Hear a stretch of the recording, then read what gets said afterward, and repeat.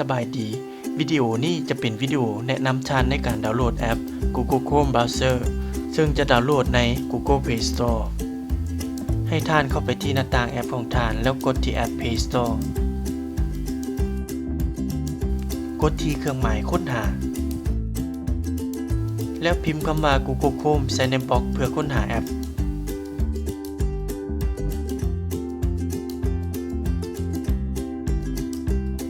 แล้วให้กดที่เครื่องหมายค้นหาให้ท่านเลือกแอปอันทบิตแล้วกดที่คำว่า Install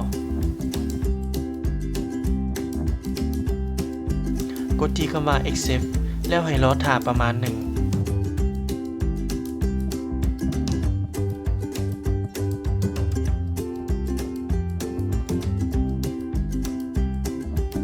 เมื่อเห็นหน้าต่างนี้ก็แสดงว่าแอป Google Chrome แม้นถูกติดตั้งแล้ว